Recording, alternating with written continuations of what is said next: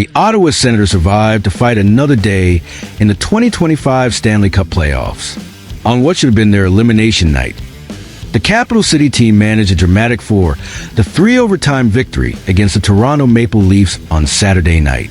But behind the score, a much more impactful story unfolded on the ice of Canadian Tire Center, involving one of the league's biggest stars.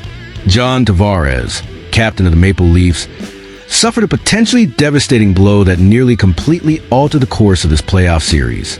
The incident, which occurred during overtime of an absolutely critical game, raised serious questions about refereeing, player safety, and the immediate future of this heated series. With the score tied at 3-3 and Toronto one goal away from advancing to the next round, the tension in the air was almost palpable. The Leafs, leading the series 3-0, could have sealed the Senators' fate with a merciless sweep. Ottawa, fighting for their playoff survival, had no margin for error. It was in this scenario of extreme pressure that the moment occurred that threatened to transform the entire playoff narrative. Tavares, who had already contributed 3 goals and 2 assists in the series, was advancing to the offensive zone when he violently collided with defender Artem Zub.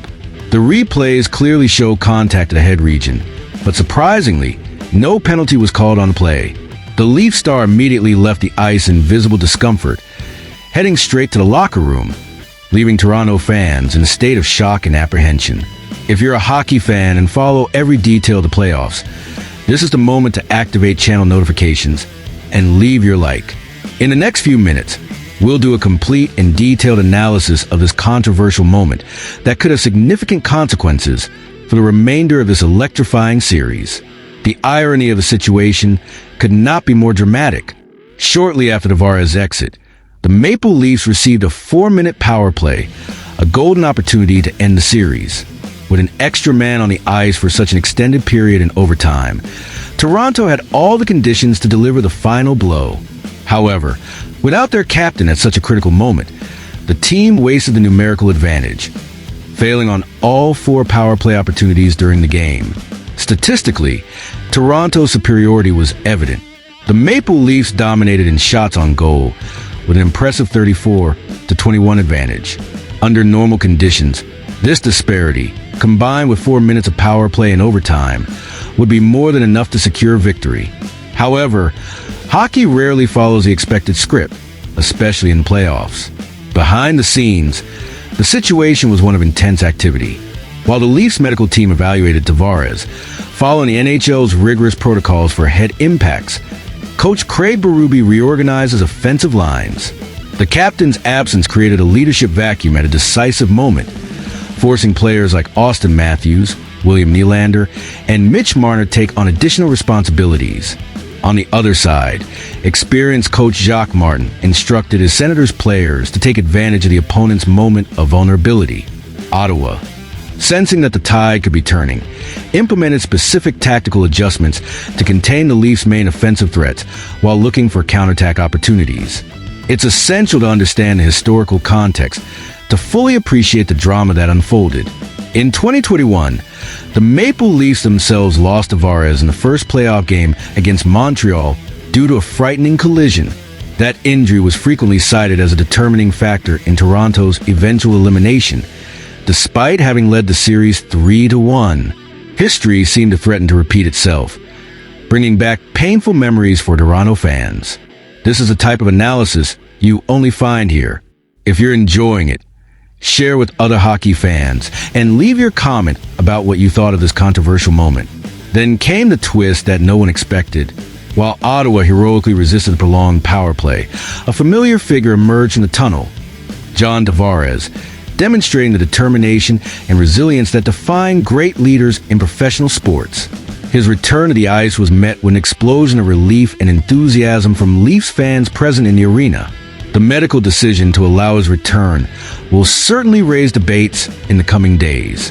The NHL's safety protocols for concussions are among the most rigorous in professional sports, but there's always tension between protecting the athlete's health and the competitive demands of a playoff game. The fact that Tavares returned suggests that initial tests did not indicate signs of serious concussion, but experts question whether, in such a crucial game, the pressure to return can sometimes overcome medical prudence. Despite their captain's inspiring return, fate had other plans for Toronto that night. In a brilliantly executed play, young defender Jake Sanderson scored the decisive goal for Ottawa, securing the 4-3 victory and keeping the Senators' hopes alive in the series. The Canadian Tire Center exploded in celebration as Ottawa players piled on top of Sanderson, celebrating what many consider a true miracle on ice. Post-game analyses revealed fascinating details about the psychological impact of this sequence of events. Tavares' injury, followed by the wasted power play, his dramatic return, and finally Ottawa's winning goal created an emotional roller coaster that profoundly affected both teams' performance. Toronto, even with their captain back, seemed shaken by the missed opportunity, while Ottawa played with the freedom and confidence of those who have nothing to lose. In post-game interviews, both William Nylander and coach Craig Berube tried to minimize concerns about Tavares' health status. There is no concern about John's injury, since he returned before the end of the game, they stated. However, these reassuring statements cannot completely eliminate doubts about his condition for Game 5. Historical data show that players who suffer head impacts, even returning to the same game, frequently experience a performance drop in subsequent matches. With Tavares being responsible for 3 goals and 2 assists in this series, any decrease in his capacity could have significant consequences for Toronto's chances of closing out the series. For Ottawa, the victory represents much more than just postponing elimination. We know Toronto is still in control, but we proved to ourselves that we can beat them, declared Brady Tkachuk, the Senators' captain, after the game. This injection of confidence may be exactly what the team needed to believe in the possibility of a historic comeback. Although statistically unlikely, teams with a 3-1 advantage advance in more than 90% of cases. The history of NHL playoffs is full of impressive comebacks. In 2010, the Philadelphia Flyers reversed a 3-0 disadvantage against the Boston Bruins. In 2014, the Los Angeles Kings did the same against the San Jose Sharks, eventually winning the Stanley Cup that season. For Toronto, the ghost of previous playoff collapses adds an extra layer of pressure.